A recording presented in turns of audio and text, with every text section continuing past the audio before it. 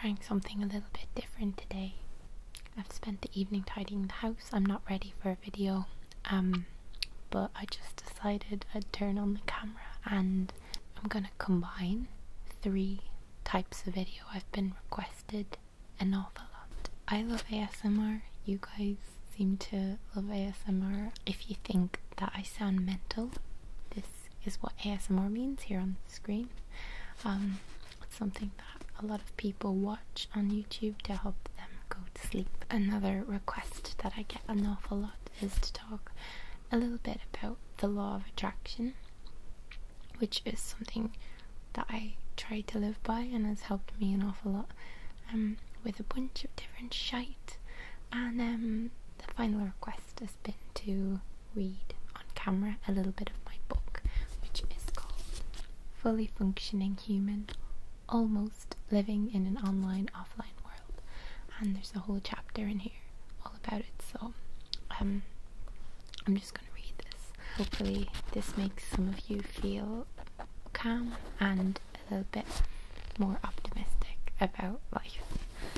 So yeah. This chapter is called Using the Force to Turn Dreams into Reality. Let's do this. The first proper story I ever wrote, aged 8, was a total rip-off of a novel by R.L. Stine. The first time I stood up to present in front of a group of people at college brought on a severely fizzy panic attack. My first paycheck from YouTube was for about $100, which didn't even slightly cover the cost of the camera I was using to record the videos. And my first brand deal was about enough to wipe my arse with. The first 100 or so videos I created were so terribly planned out, so badly lit and edited, that watching them now makes me want to break stuff. But my whole point here is this: I'm not a quitter. But I used to be. I've been working toward getting to where I am for years, and I'm constantly working to achieve more and more through perseverance and determination. I swim in the pool of thought that says you're a success if you have a goal and are constantly moving toward it. And here is where I share with you how I became a doer, how to move toward your goal, how I've turned my dreams of making a living from creating and performing and all the rest into reality. This bit is important, gang. I mean it. I really, really want you to read this section with 0 distractions, okay? Take off the headphones, ignore the TV or the screaming children in the background, stop eating and read it, then reread it another day, and read all of it so you understand that I'm not trying to say I smiled my way out of depression or some other silly nonsense. When I was in the depths of despair during my very own dark ages, the depression and anxiety years, I became so disgusted by my situation that I developed an overwhelming desire to feel better and to improve as a person.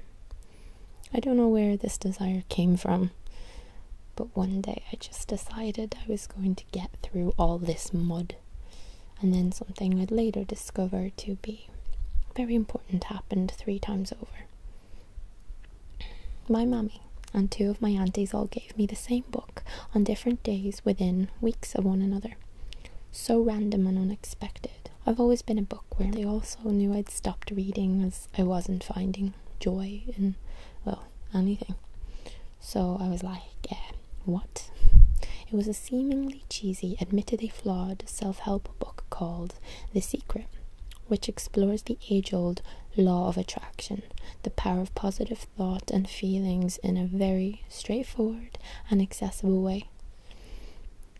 It's an easy read that hammers home the value of intention in life. That important shift in thinking that makes you feel like you're going to do that thing you really want to do, even if you don't know yet how you're going to do it. It actually reminded me of the concept of the Force in Star Wars, and as a huge fan of that series, my interest was piqued. I'd heard a lot of people make fun of this book and other books like it, and I honestly think if only one of these women had given me that book, I'd have been like, cool, yeah, thanks, I'll read it. with no intention of actually doing so. Blame my innate Irish over politeness and what would the neighbours say syndrome. If 2 of them had given it to me, I'd have thought it a bizarre coincidence, but I reckon both copies would have gathered dust under my bed along with unopened exercise DVDs and my diary collection. But 3 copies of the same book. In the end, I read it with a scrunched up face that screamed, okay, fine then. And although I was embarrassed and didn't want to be seen reading it based on what I'd heard the many denigrators say, it ended up being one of the most enlightening reads of my life. I didn't finish the book believing, okay, so I just need to think happy thoughts and I'll get everything I've ever dreamed of. I never discounted the importance of action, but I acknowledged for the first time that actions are created by thoughts, and that through controlling my thoughts I could essentially manifest desired outcomes and situations, because as humans we put our energy where we put our thoughts. I hadn't known or even considered that I can control how I feel even when things are going bad in my life. I can control how I react to external influences. I can be the director of my own life, and so can you. The Secret spurred me on to read many more books on the subject of the law of attraction. I began by diving into the work of Abraham Hicks and took it from there, to watch TED Talks online and documentaries, to simply broaden my mind. Physics, theology, you name it, I was reading about it, which is exactly why I ignore all the piss-taking people throughout my way when I bring these things up now. Get this. Those people don't need to understand the impact that this little book had on me, and you don't need to understand either. Other people understanding or failing to get why something has a positive impact on someone else doesn't in any way undo or increase the impact of that thing. I can't stand football, for example, and I don't for the life of me understand how so many people get so much from watching a match. But how I feel about football doesn't matter to football fans, nor should it. They still love it, and I'm glad they get so excited over a little ball on a green television screen. Good for them. Still though, I'm compelled to summarize here somehow just how much my mindset and life experiences changed after reading The Secret, in case it can spark a new mindset in even one new person. I came away from that book with a big smiley head, feeling more motivated than ever to be glass half full about life after learning how many great things I could attract to me by doing so. I discovered a thirst for knowledge about visualization and positivity and the origins of quotes by history's great thinkers. Bearing in mind, at the time I filled my brain exclusively with soap opera storylines and what so-and-so had said about so-and-so. A load of distracting shite, basically. Having used the Force by practicing visualization and the law of attraction for years now, I truly believe that how we think and therefore feel largely determines our future and surroundings. The toughest pill to swallow in all this for me is that we get what we think about whether we want it or not. So I really try to stay on top of the thoughts I focus on. I'm big on protecting my energy. I don't want illness and drama and pain, but it takes resilience to keep the mind from dwelling on such things, especially if and when they do happen, because life is peaks and dips, and there are always going to be circumstances out of our control. It's admittedly much harder when I've fallen into a dip to keep my mind in check, but that's why I believe I succeed at things, because I push through. I always know that I can, because I've endured traumatic events in the past and none of them killed me. When things out of my control strike and turn my life upside down, I just follow the steps on the following pages. Then I adjust my thoughts. I paint a new picture of how I want my life to go.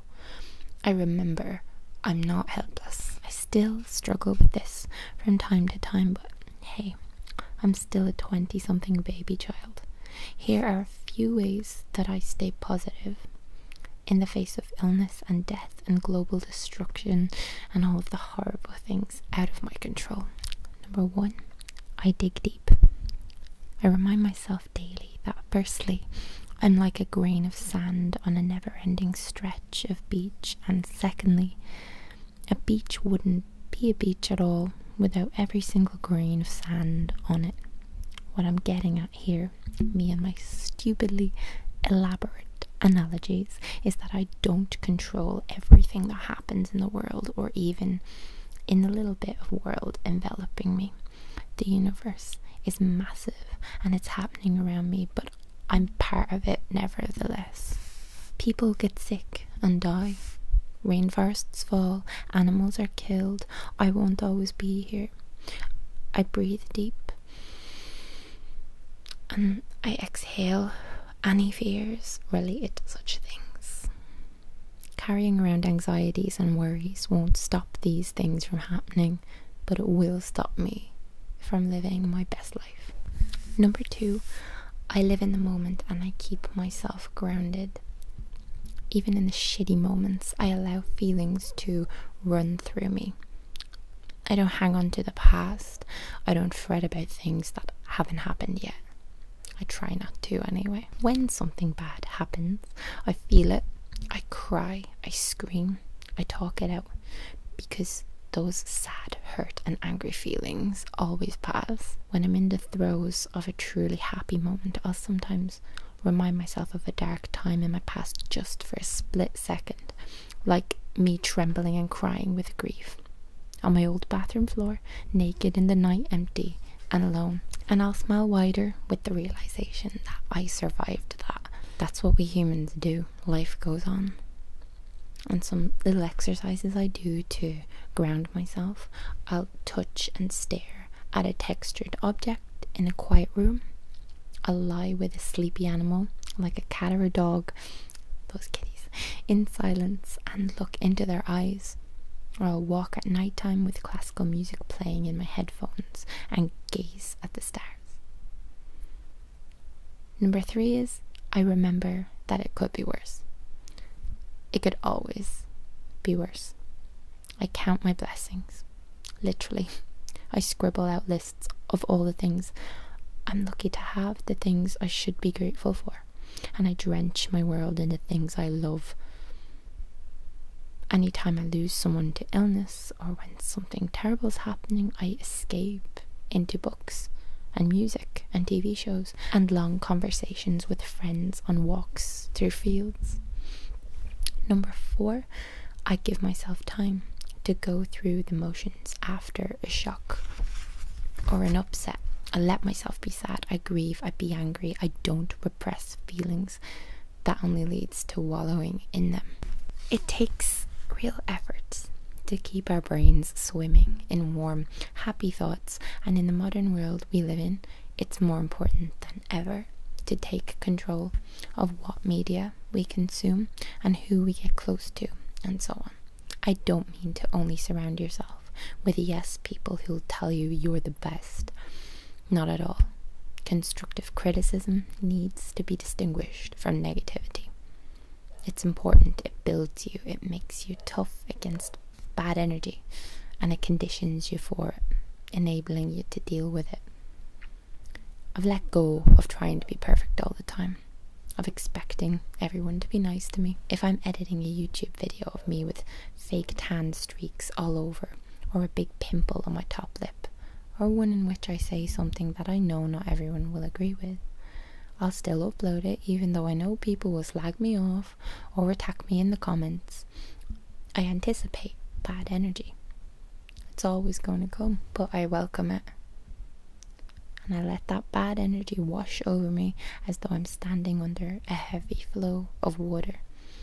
I want to continue conditioning myself against that forever, because I'm going to find myself in negativity bubbles regularly due to, well, the world. But we're looking at the bigger picture here. I'm talking about the difference between being mostly in a good place and being mostly miserable. When I shifted my focus from worries and what if scenarios to things that I did want to happen in my life, my thoughts became so soaked in positivity, and it definitely rubbed off on me, and it put me in the right state of mind to get creative and make shit happen. This attitude also made me much better at coping with life's curveballs and not allowing them to knock me back 10 steps, rather just 1 or 2 steps. My new positive thoughts generated new positive actions. Like, I cringed so hard when I considered making an actual vision board. After reading about the benefits of it in some tattered library book, so I compromised and instead created a new folder on my desktop that I called my vision folder. Quick and private, I'd encourage anyone to do this. Into the folder, 20-year-old Melanie saved lots of images from the internet that made her feel happy and that represented her then life goals. Smiling faces at dinner parties, fluffy pets, a home near the seaside, healthy food, aeroplanes and holidays, books, as I always wanted to be published, and well, hello, people holding hands, and also more superficial things, such as models who looked like me with slender figures and fancy clothes, money and so on. I glanced at this folder every day, just for a moment, and I started just expecting things to go well, without a doubt. We're almost taught to doubt that our lives will go well. You'll never make any money from publishing books, so why bother? Everyone cheats and most marriages end in divorce, so don't expect you're happily ever after. I mean, just shake that shit off. How can you experience anything if you go at life with such a defeatist attitude? How will you make memories and try and then fail and then try again only to improve or succeed? It took a while to learn to think this positive way and for my attitude and body language to change. I still have to practice this new mindset all the time, but it's a lot easier for me now because so many of the things I've asked the universe for. Some might pray to God. We all have our own way of thinking and making sense of the world. So many of these things have come to be. I've manifested the most random little things as well as bigger life goals. My online following, my peaceful state of being, my friends, the location of my home, and various experiences which I'd dreamed about in the most minute detail. I'd share some of these stories, but many of them involve sexy times, and well, we're not in the right chapter for that. Oftentimes I find the reality is much better than the dreams too.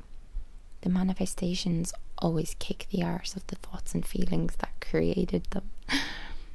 During times of doubt and worry, and in my down day uniform of pajamas, I reignite my passion for positivity by watching or reading interviews with famous personalities who also incorporate this positive way of thinking into their life, such as MMA fighter Conor McGregor, actors like Will Smith and Jim Carrey, even the glorious Oprah Winfrey herself. Humans can have up to 60,000 thoughts a day, but research suggests that up to 80% of those thoughts are negative. It takes effort and will to override worries and fears as they come to us so naturally. My favorite time to practice the law of attraction is when I lie down in bed at night during those last 20 minutes before I fall asleep. As we're drifting off into deeper levels of brainwave activity, we have a stronger ability to influence our subconscious minds, and our subconscious mind speaks in the language of feeling and emotion. Bet you didn't know that. I love to lie there and really use my mind's eye to generate the feelings from within about things I wish to experience. Playing soundtracks I love helps me to get in the right frame of mind for this. See, we can communicate with our own subconscious through this medium of feeling and emotion, but the thing is, we don't attract what we want. we attract who we are. So if we learn and train ourselves to feel the feelings we desire more of, if we see things in our minds and embody the related emotions, those thoughts become part of who we are. And I mean, you can't just visualize stuff and then go eat a donut and expect stuff to materialize. Duh. This book you're reading right now is actually a great example of this point. I actually designed a mock cover. Seriously, don't laugh. I printed it out. I stuck it on another book just so I could feel the feeling of holding a book I'd written and published in my hands. Obviously, that wasn't enough. I'm having to sit down and put pen to paper over and over again for months and months, but simply seeing the mock-up book every day by my bedside somehow drives me just to get this done.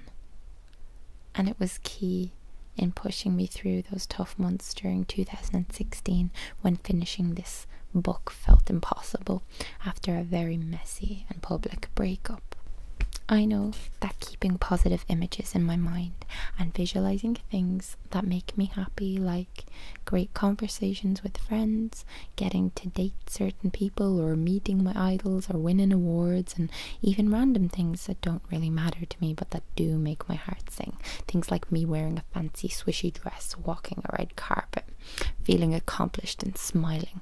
I just know that picturing these things and feeling how they would feel as if I'd already experienced them makes it more likely that I will take action to make it all happen and to attract more of these things into my world. It was easy to adopt this mindset during tough times too, as I kicked off this new life approach while depressed. So if you're struggling, start taking baby steps and making little changes right now. I would have done it all sooner if I'd known. The alternative to choosing this mindset of abundance even in times of struggle is pretty much to potter along and assume that you're doomed to feel so and so forever and always, to always want what you don't have, rather than being grateful for what you do have so that you feel abundant and therefore become more abundant. I feel like a total arse talking about this because I used to roll my eyes so hard when people said things like this to me. But I'm being real with you here. At first, I absolutely questioned all of this and would think things like, surely if everyone can have what they want, then the world wouldn't work. But as I discovered through talking to people and reading various studies, most people, when seeking from the heart, want completely different things. Each of us has our own life experiences that mold our desires, and we all find pleasure in different things. And as I've learned, there's plenty to go around. Sure, you might have to spend a while working somewhere you don't enjoy before you can begin to push yourself to follow the career path you want. I did. Heck, all of us do. And we sometimes forget that some people enjoy doing jobs that others don't. My ex-boyfriend's mother, for example, would always say how much she adored her job, cleaning a school and heating up lunches for teachers. She loved it. See, we're all wired differently.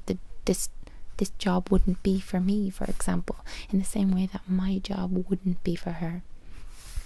Sometimes too, we don't know what we want until we've tried a variety of things. Sometimes we need to focus on the feeling that an activity or idea gives us, and we can use that feeling to guide our own way into a job or a situation that will make us happy. It might end up being packaged differently, like what I'm doing currently, for example. People call me a YouTuber, an influencer, or an online content creator. I never set out to do this, but it brings together so many of my favorite things and I adore it. I always loved the feeling of performing to a camera on my own. Dad had a big clunky camera when we were young teenagers that I'd film vlogs on before they were called vlogs. I always enjoyed editing videos. I used to combine photographs and video clips and songs and upload them to social media before I even knew what YouTube was. And I always liked to help people, and the idea of informing or of entertaining, of connecting. So the situation I'm in now is a perfect example of how my focusing on these feelings and the impact I wanted to have brought me into the right situation. When it comes to relationships, sometimes we think we're in love with a person who doesn't want us back.